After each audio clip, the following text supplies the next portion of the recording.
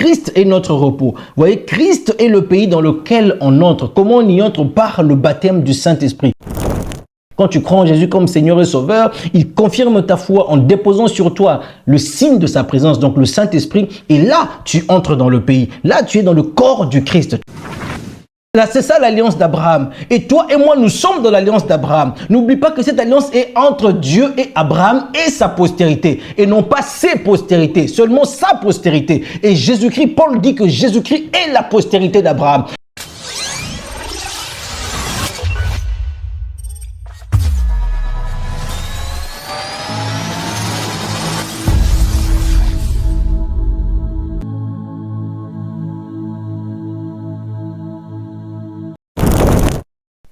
Alors, nous sommes encore heureux ce soir de vous retrouver, chers frères et sœurs, sur TikTok, sur YouTube, sur Facebook.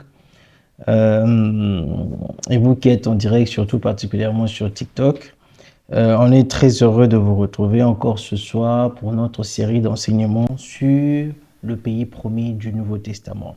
Je vais très rapidement, dans 10 minutes, récapituler ce que nous avons vu la fois passée et ensuite insister sur une réalité qui est très importante que vous devez maîtriser, que vous devez connaître, que vous devez savoir. Parce que, vous voyez, la Bible dit que c'est par la vérité que tu es effectivement libéré. C'est par la connaissance de la vérité. C'est ainsi que je veux revenir sur ces choses et insister sur un point très important. Et je prie que le Saint-Esprit ce soir dispose vos cœurs afin que vous soyez capable de saisir la profondeur du message que je veux, par sa grâce, vous libérer de sa part pour vous. Alors, vous voyez, quand la Bible dit, vous voyez, peut-être que le français pose un tout petit peu problème, mais en anglais, la Bible montre que la vérité ce n'est pas que la vérité te libère, la vérité te rend libre. Tu vois, la vérité te rend libre, mais elle ne te libère pas. Tu as déjà été libéré. Mais la connaissance de la vérité, elle te rend libre. Tu peux être libéré sans être rendu libre. En anglais, ça a du sens. En anglais, quand on te libère, they set you free. On t'a libéré. Mais on dit que la connaissance de la vérité will make you free. Ok? Free. Ça veut dire que ça va te rendre libre. Donc, vous avez des gens qui sont libérés, mais qui ne sont pas rendus libres. Voilà pourquoi il faut que la connaissance de la vérité intervienne. Alors, je vais vous donner un exemple pour que vous compreniez. Vous voyez un monsieur qui est en prison et le directeur de la prison, ça fait déjà 2 heures, 3 heures, ce directeur a signé un document que cette personne-là est libérée.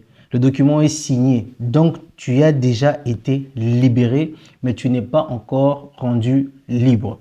Maintenant, il faut que les services compétents, après que le directeur ait signé, prennent connaissance de ce document et s'exécutent pour te rendre effectivement libre selon le document qui t'a rendu libre par le directeur.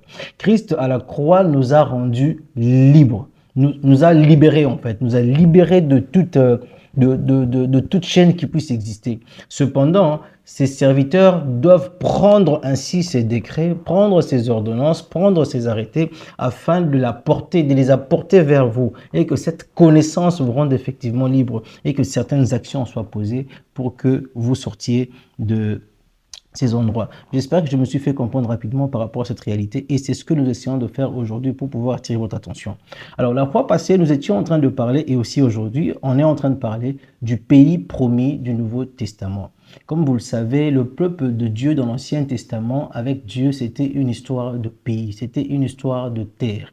Il fallait que le peuple sorte d'un endroit de servitude et atteigne un pays de liberté, un pays dans lequel coulait le lait et le miel, un pays dans lequel ils allaient vivre dans l'abondance, par l'abondance, pour l'abondance, dans la divinité, dans la liberté de leur Dieu, dans l'adoration, dans le culte de leur Dieu, dans la connaissance de leur Dieu. Vous voyez, alors que dans le désert, la réalité n'était pas la même. Vous voyez, dans le désert, il y avait des moments d'adoration. Il n'y avait pas forcément l'adoration de façon continue parce qu'ils ne sont pas chez eux. Vous voyez, le peuple de Dieu doit être localisé quelque part. Et Dieu a défini une terre pour son peuple. Et donc, son peuple devait quitter un endroit vers cette terre qu'on appelle la terre promise, le pays de Canaan. Donc, cependant, en cours de route, ce peuple, conduit par le serviteur de Dieu Moïse, était en train de vivre des surnaturels. Mais il fallait un peu que ça soit comme du matindika, en dehors de la manne qui tombait tout le temps, mais c'était comme du matindika. Pour ceux qui ne comprennent pas le français, le lingala, le matindika, c'est du forcing. Vous comprenez? Quand il n'y a pas d'eau, les enfants se plaignent, après on donne de l'eau. Il y a de l'eau, mais elle est amère. Les enfants se plaignent encore, après il y a un miracle qui se passe, l'eau qui était amère devient douce. Alors le peuple peut la boire. On est fatigué de la manne, on est fatigué du pain, on veut de la viande et après ça vient. On est fatigué de ceci, après ça vient. On est fatigué de cela, après ça vient. Vous comprenez? C'est vrai qu'il y avait des choses que Dieu faisait, mais ce peuple n'était pas dans l'abondance. Ce peuple était dans l'hésitation. Ce peuple n'était pas dans le repos. Ils n'avaient pas reçu le repos pour dire que c'est leur territoire à eux. Le matin, ils pouvaient être en course. La journée, ils pouvaient être en course. Et le soir aussi, dans le froid et tout ça, dans le désert. Même si le Seigneur pouvait s'occuper d'eux, mais le désert n'était pas l'endroit destiné du peuple de Dieu. Le peuple de Dieu était destiné à être dans un pays. Et jusqu'à ce que ce peuple va rentrer dans le pays. Et quand il entre dans le pays, le peuple rencontre le lait et le miel. Dans plusieurs autres passages plus tard, vous allez constater que ils vont entrer dans le pays. Josué va revenir avec les fruits du pays. C'était un espion avec les autres. Ils reviennent avec les fruits du pays, démontrant que le pays est effectif. Père Moïse, que le pays est réel. Dans ce pays, ils ont pris des raisins, ils ont pris des grenades, ils ont pris encore d'autres types de produits, de fruits, pour montrer à Moïse que dans ce pays-là, vraiment, vous trouvez toutes sortes de bénédictions. Donc le lait et le miel dont on parlait n'était pas un lait et un miel physique, c'était plutôt l'expression de la fertilité, c'était l'expression de l'abondance, c'était une métaphore qui était en train de décrire la prospérité dans le pays du Canaan, une bénédiction qu'ils avaient pas encore vue et qu'ils allaient trouver dans le pays de Canaan. Le Canaan est le pays de la prospérité et le pays du peuple de Dieu et non pas le désert. Malgré les surnaturels qu'ils pouvaient vivre dans le désert. J'insiste, malgré le surnaturel qu'ils pouvaient vivre dans le désert n'est pas leur lieu de destination. Leur lieu de destination est dans le pays. Alors, vous allez vous rendre compte que dans le Nouveau Testament, nous allons avoir aussi quelqu'un qui est comme Moïse. Mais déjà dans Deutéronome 18, 15 à 18, Moïse va dire au peuple de Dieu que votre Dieu va vous envoyer un frère comme moi. Ça sera un frère parmi vous. Il sera comme moi, mais un frère parmi vous, il sera comme moi. Et celui-là, Dieu mettra dans sa bouche les paroles de la vie. Il vous parlera directement de la part de Dieu et vous ne vivrez pas les tonnerres que vous avez vécus sur le mont Sinaï, comme c'est décrit dans... Comme c'est décrit dans le livre de Exode 3, vous n'aurez pas ces tonnerres, vous n'aurez pas ces réalités assez fracassantes qui vous ont fait peur, qui vous ont fait paniquer. Lui, ça sera du face-to-face. Avec Dieu, il vous parlera. Et la Bible montre très clairement que ce frère dont avait parlé Moïse, c'était personne d'autre que le Seigneur Jésus-Christ. Parce que quand Jean-Baptiste va venir, on va lui poser la question de savoir, es-tu Élie? Es-tu, là c'était Jésus plutôt, à Jean-Baptiste, oui, es-tu Élie? Es-tu le prophète? On a fait le lien, n'est-ce pas, avec ce prophète qui a été promis dans Deutéronome 18, 15 à 18. Et Jean-Baptiste va leur dire, je ne suis pas ce prophète-là. Il s'agissait de Jésus lui-même. Et plusieurs passages ont montré que Jésus était ce prophète-là que on attendait depuis le désert. Alors, vous allez remarquer quelque chose de particulier. Moïse, quand il va être très jeune, quand il est né à sa naissance et avec Jésus, les deux rencontrent les mêmes situations. Moïse était en train de préfigurer le Seigneur Jésus-Christ. On va chercher à tuer et à éliminer tous les enfants, à les exterminer quand Moïse est né. Et de cette même façon, on va chercher à exterminer tous les enfants quand Jésus-Christ est né. Notez bien ces éléments de parallélisme que je suis en train d'établir afin de vous rendre compte que réellement, Jésus est notre Moïse aujourd'hui. Et donc, on doit aller aussi définir notre pays et comprendre le lait et le miel dans ce pays-là, c'est quoi? Vous comprenez? C'est très important. Et pourquoi certaines personnes ne vivent pas le lait et le miel? Parce que tout simplement, ils ne sont pas dans le pays.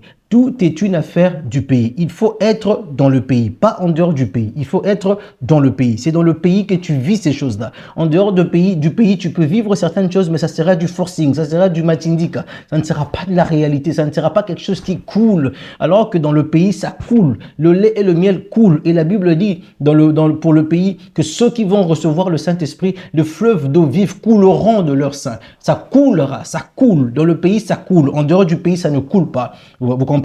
Quand vous tendez la main tout le temps au pasteur, tout le temps au prophète, c'est parce que ça ne coule pas. Vous n'êtes pas dans le pays, vous êtes dans le désert. Vous voyez, le peuple doit être localisé quelque part. Dans le pays, ça coule. Il faut arriver dans le Saint-Esprit. Donc, je reviens. Vous allez voir que Moïse, d'un côté, on a essayé de tuer les enfants. Jésus, on a essayé de tuer les enfants. Et tous pratiquement autour de l'âge de 2 ans. Quelque chose comme ça. On a essayé de tuer les enfants. Sauf si je me suis trompé par rapport à l'âge. Après, vous allez voir que les deux, qu'est-ce qui va se passer? Le lieu de refuge pour Moïse, c'était à l'Égypte. C'est vrai, dans le palais royal. Pour Jésus, c'était aussi en Égypte.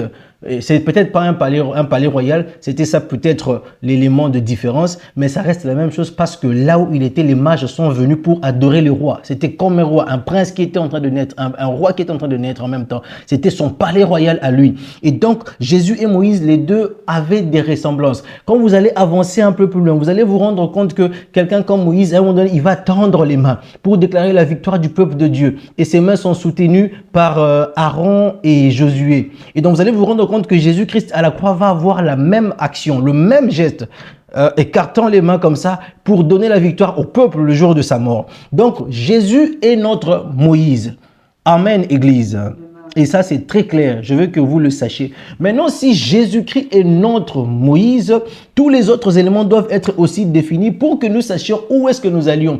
Puisque l'Ancien Testament est l'ombre, nous devons entrer dans la réalité. Et Christ est notre réalité. Moïse était une ombre, son histoire était une ombre, son pays était une ombre. Mais aujourd'hui, c'est Jésus-Christ qui est ce pays-là, qui est Moïse. Alors maintenant, regardez, notre pays, on a vu Moïse en train de faire des promesses au peuple, promettant le pays. Vous irez dans un pays où coule le lait et le miel. Je pense que je peux rapidement regarder ça ici. Je suis descendu pour le délivrer de la main des Égyptiens et pour le faire monter de ce pays dans un bon et vaste pays. Notez bien, hein, bon et vaste pays. Il est vaste ce pays, il est très grand. Dans un pays où coule le lait et le miel. Nombre 13, 27. Ils lui firent le récit de leur mission et dirent, nous sommes allés dans le pays où tu nous as envoyés. Vraiment, c'est un pays où coule le lait et le miel. Deutéronome 6, 3. Écoute Israël, tu entreras dans le pays que l'Éternel ton Dieu te donne. C'est un pays où coule le lait et le miel. Deutéronome 11, 9. Car le pays que tu vas posséder n'est pas comme le pays d'Égypte, d'où vous êtes sortis, où tu jetais tes semences et tu l'arrosais avec ton pied, comme un jardin à légumes. Mais le pays que vous allez posséder est un pays de montagnes et de vallées, et il est arrosé par la pluie du ciel. Il n'y a pas d'effort humain là-bas. Tout est arrosé par la pluie du ciel. Notez bien, vous voyez, dans le pays, ça devient particulier. C'est différent de l'Égypte, c'est différent du désert. Voilà, Ézéchiel 26. En ce jour-là, j'ai levé la main vers eux pour les faire sortir du pays d'Égypte et je les ai emmenés dans un pays que j'avais exploré pour eux. Un pays où coule le lait et le miel, le plus beau de tous les pays. Vous voyez, ces passages sont en train de montrer tout simplement quelle a été la promesse faite au peuple. Maintenant, quand le véritable Moïse, le Seigneur Jésus-Christ, le plus que Moïse, le plus que Salomon, le plus que Samson, quand il va venir, le Seigneur Jésus, notre Père, notre Dieu, notre amour, notre tout, notre Saint-Esprit, c'est Jésus-Christ. Quand il va venir, lui, il va aussi faire sa promesse. Et sa promesse est que je ne vous laisserai pas orphelin. Je m'en irai. Il est avantageux pour vous que je m'en aille. Car si je ne m'en vais pas, ce que le Père a promis ne viendra pas. Il faut que je m'en aille afin que l'Esprit que le Père a promis vienne sur vous. Il dit encore, l'Esprit, quand il viendra, il vous conduira dans toute la vérité. Il prendra de ce qui est à moi et vous l'annoncera. Il annonce encore que le Saint-Esprit, quand il viendra, il sera votre consolateur. Il a annoncé, c'est la seule promesse que Jésus-Christ a faite au peuple et celle de son retour. Mais on est plus resté sur le pays, n'est-ce pas? Le pays promis sur lequel on a insisté. Et donc, vous allez voir encore, quand il va vouloir faire l'ascension, Jésus-Christ va leur dire, écoutez, restez là, le pays, restez là à Jérusalem, jusqu'à ce que vous arriviez dans le pays, jusqu'à ce que le pays se manifeste parmi vous. Et le Saint-Esprit est ce pays promis dans lequel nous sommes. Vous voyez, Moïse n'est pas entré dans le pays et Jésus non plus n'a pas été avec les apôtres quand le Saint-Esprit vient à se manifester. Donc, entre les deux, personne ne vit la manifestation de la promesse pendant que la promesse est en train de se réaliser. Moïse ne l'a pas vécu, Jésus ne l'a pas vécu. Le Saint-Esprit a commencé à se manifester. Et le peuple, comme je disais, le peuple a eu un Josué. Et ce Josué-là, c'est le Saint-Esprit. Qui est le Josué du peuple? Pourquoi? Regardez, Josué est entré dans le pays. Il est sorti du pays avec les fruits, avec les éléments, des évidences du pays. N'est-ce pas? Josué a eu le temps de devenir un avec le pays. Et de la même façon aussi, le Seigneur, le Saint-Esprit, il est ce pays-là. C'est lui notre Josué. Il est un avec le pays. Il est le pays et c'est lui qui nous fait entrer. Quand nous recevons l'Esprit, nous entrons dans le pays. Autrement dit, nous naissons de nouveau. Nous naissons dans un royaume. Nous naissons dans un monde. Nous recevons l'Esprit du ciel. Nous recevons l'Esprit de Dieu en nous. Nous sommes dans un royaume. Nous sommes dans un pays. Et dans ce pays-là coule le lait et le miel. Je veux que l'on soit d'abord d'accord sur ce parallélisme qui est établi. Alors, une fois que ce parallélisme est établi, je suis en train de courir faute de temps pour ne pas vous garder pendant longtemps devant vos écrans, mais plutôt que vous ayez le temps de prier. Maintenant que ce parallélisme est établi, je veux insister sur une réalité très importante, le lait et le miel. Dans ce pays coule, pas seulement le lait et le miel, mais coule le lait et le miel. Frères et sœurs, je veux que l'on soit d'accord. On doit se mettre d'accord. C'est la Bible qui le dit.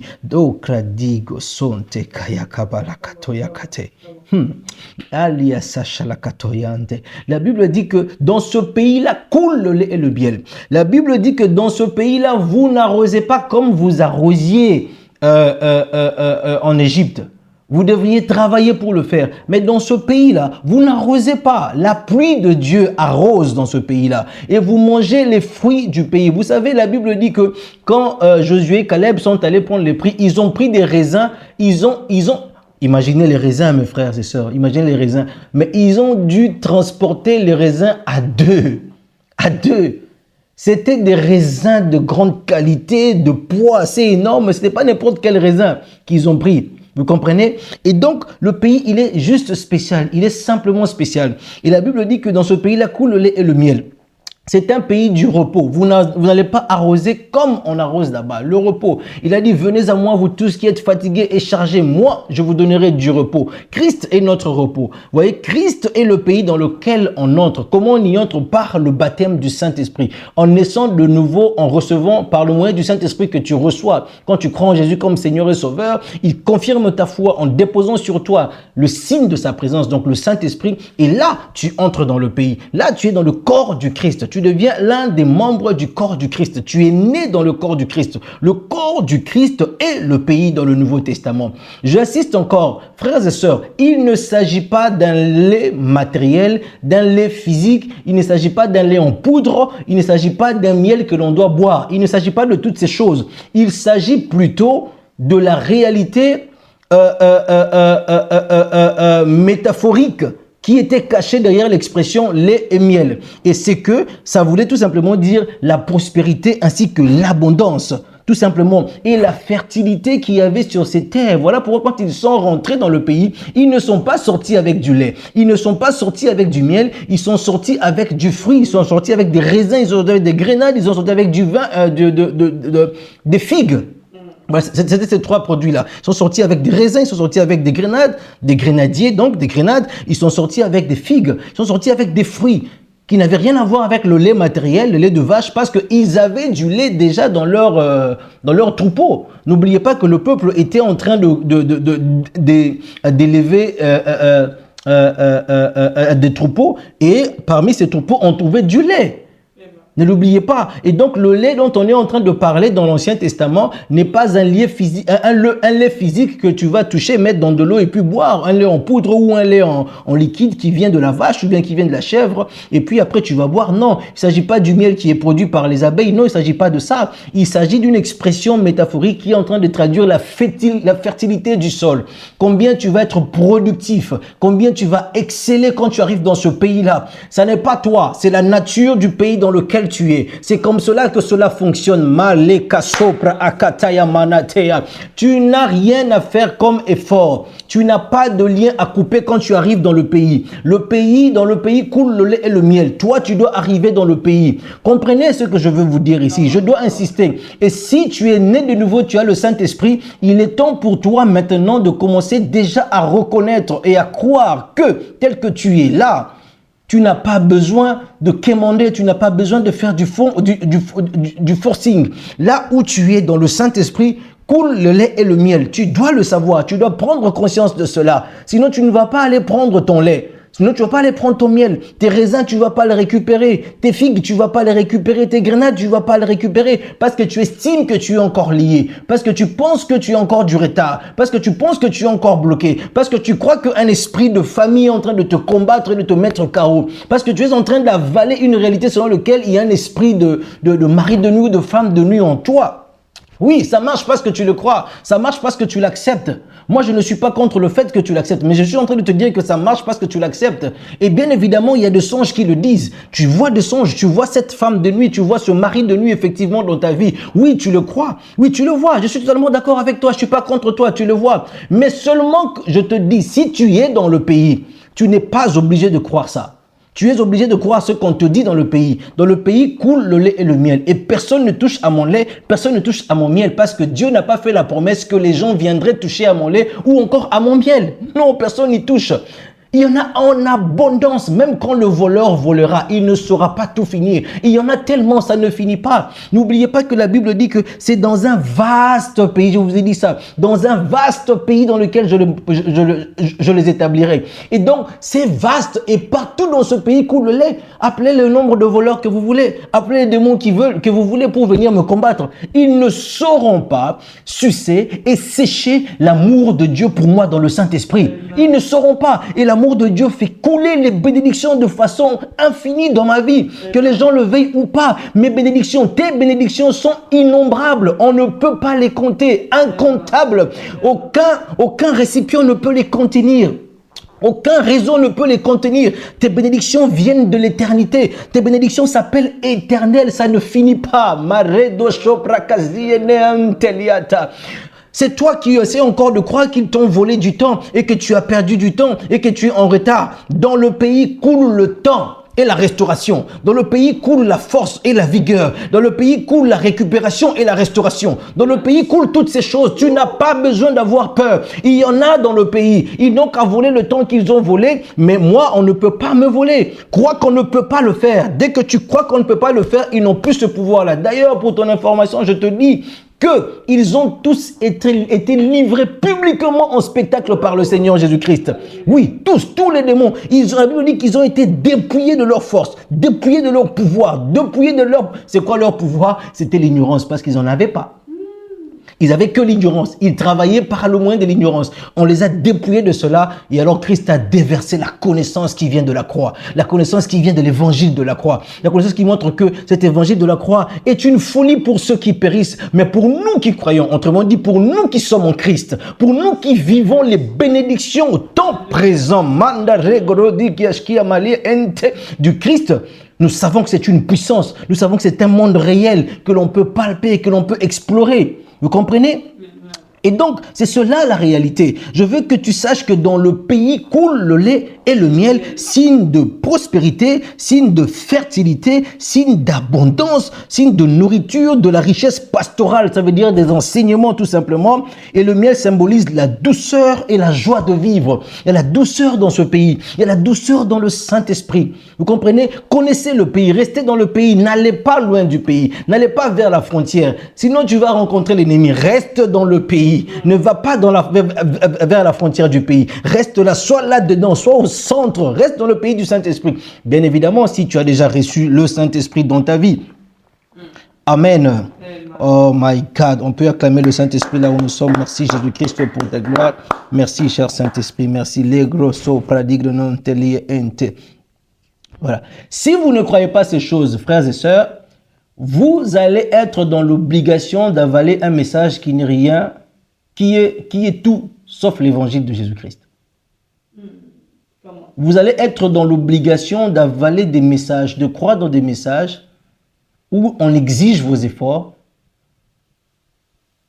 où on exige vos pleurs, on exige vos jeûnes, où on exige vos sacrifices, comme si celui du Seigneur Jésus-Christ n'était pas suffisant pour arriver quelque part. Nous ne jeûnons pas pour arriver quelque part. Nous jeûnons dans l'amour. Dans la nouvelle alliance, tout est bâti sur l'amour. Il nous a tellement aimés.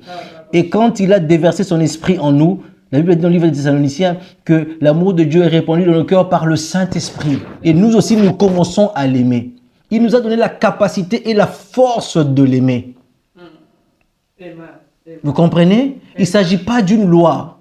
Nous sommes dans la grâce, dans l'abondance de sa grâce, comme le dit dans le livre de Corinthiens. Nous sommes dans l'abondance et dans le don de la justice de Dieu. Vous comprenez? On est là-dedans. Tu dois croire ça. Tu n'as pas de choix. Libère-toi de ces évangiles qui t'enchaînent. Ce n'est même pas des évangiles, de ces messages qui t'enchaînent, qui te disent que tu dois faire quelque chose. Jésus t'aime. Jésus t'aime, il a tout accompli pour toi. S'il pouvait te demander de faire quelque chose, alors il ne serait pas venu mourir à ta place. Il a pris ta place. Il a pris ta place. Dieu, maître de l'humanité, maître de l'univers, empereur de l'univers, auteur de toutes les galaxies qui existent, celui qui a créé rien. Même le rien est une création.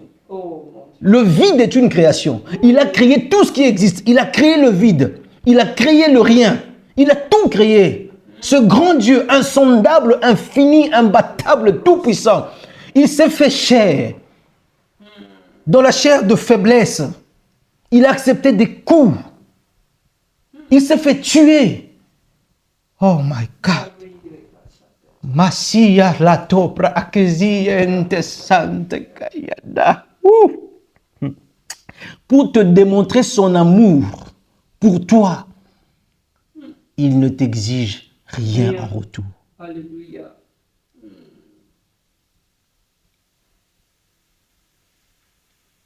Il ne t'exige rien en retour.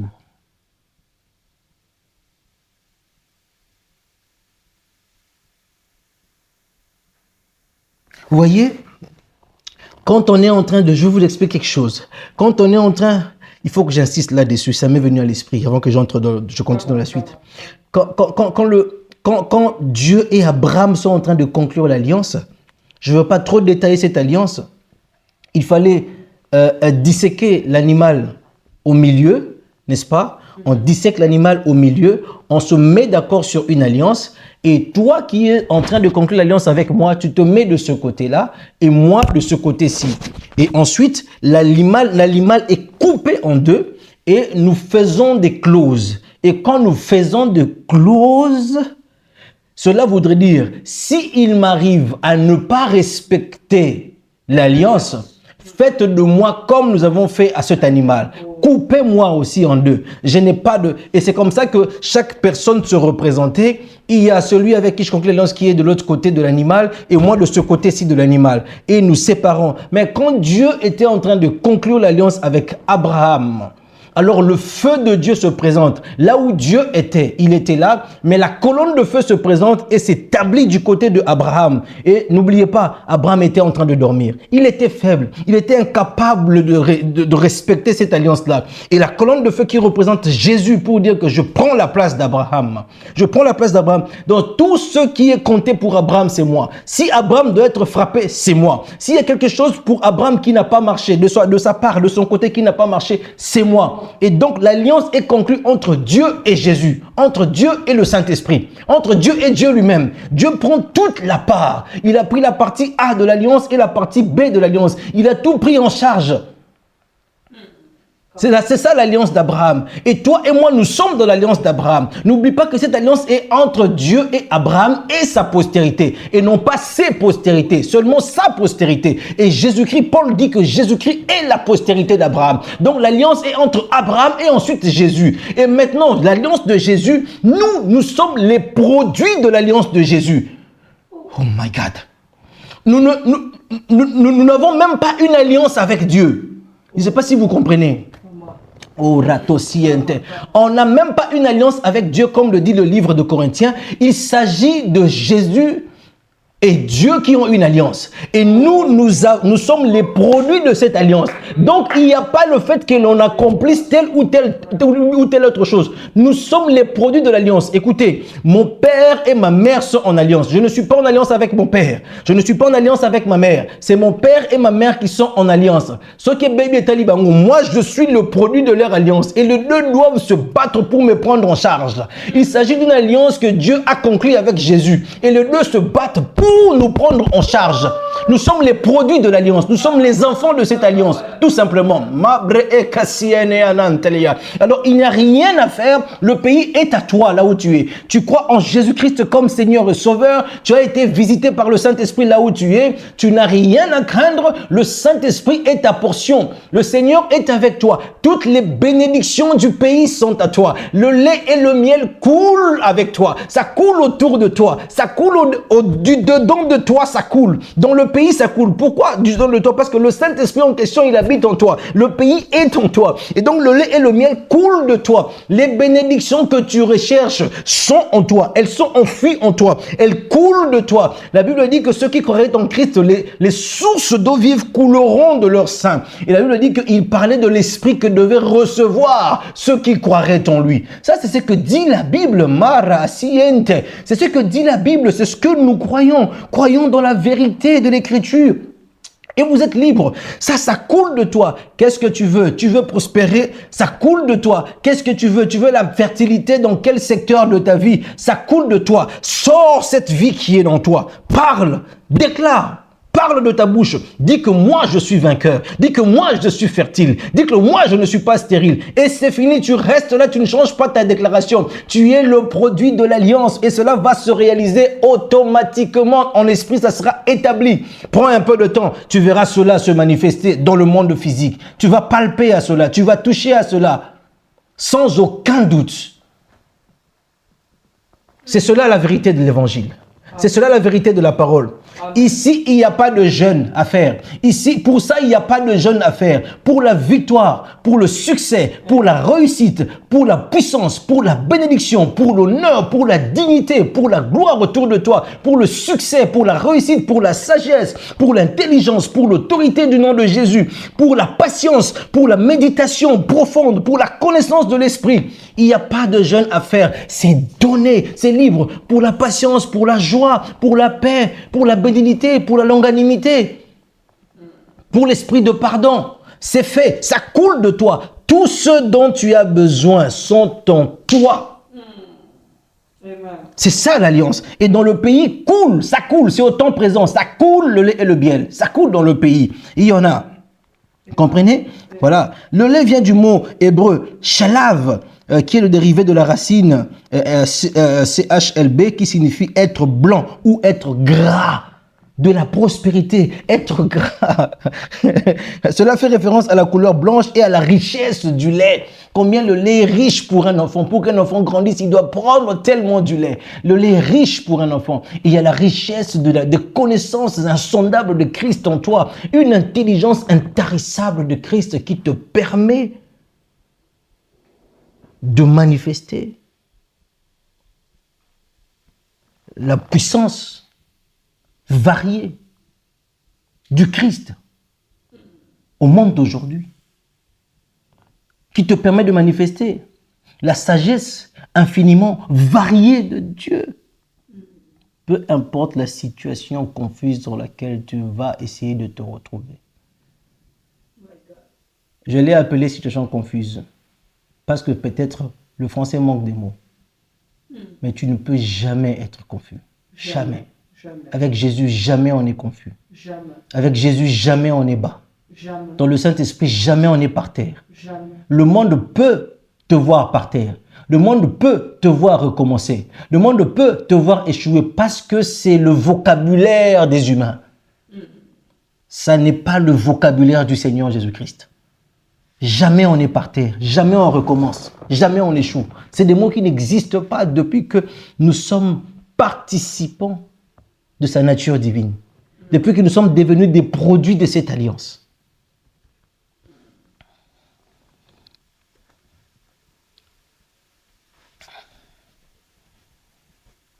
Et le miel lui traduit la douceur, le plaisir de vivre dans ce pays-là. Vous comprenez? Alors, j'ai lu quelques passages qui démontrent ces choses. Je disais qu'ils ont pris des grappes de raisin, des grenades, des figues. Il y a plusieurs passages ici que je peux vous donner afin de pouvoir vous établir dans ces choses, mais je crois que j'ai dit l'essentiel. Vous avez aussi des passages que j'avais donnés la fois passée. Retournez dans la prédication passée et là-bas, vous allez pouvoir vivre la main de l'Éternel. Que le Seigneur vous bénisse en ce moment-ci. Que Dieu vous bénisse abondamment. Soyez bénis là où vous êtes. Soyez glorifiés là où vous êtes, soyez exaltés là où vous êtes, restez dans la vérité de sa parole dans le nom de Jésus-Christ. Là où tu es, je te demande de commencer à prier, à exalter le nom de Jésus, à glorifier le nom du Seigneur Jésus-Christ comme étant celui qui t'a permis d'être totalement accompli, c'est lui qui t'a permis d'être aujourd'hui le produit de son alliance et que lui, il parle pour toi, il est ton avocat et il est ton juge en même temps. Commence à le célébrer, commence à le louer dans le nom de Jésus. Glorifie le Seigneur pour le pays, pour le lait et le miel qui coulent là dans le pays. Sois béni au nom de Jésus-Christ, tu ne manques de rien et tu ne rateras jamais rien car tout est avec toi. Tout ce dont tu as besoin, tu l'as. L'Éternel est ton berger et tu ne manques de rien. Dans l'Ancien Testament, tu ne manqueras de rien. Dans le Nouveau Testament, tu manques de rien. Pourquoi? Parce que tout est accompli. Nous sommes maintenant dans le pays. Le Saint-Esprit est là. On ne manque de rien. J'irai est là. Et nous ne manquons de rien. Que le Seigneur vous bénisse abondamment là où vous êtes au nom de Jésus-Christ. Amen.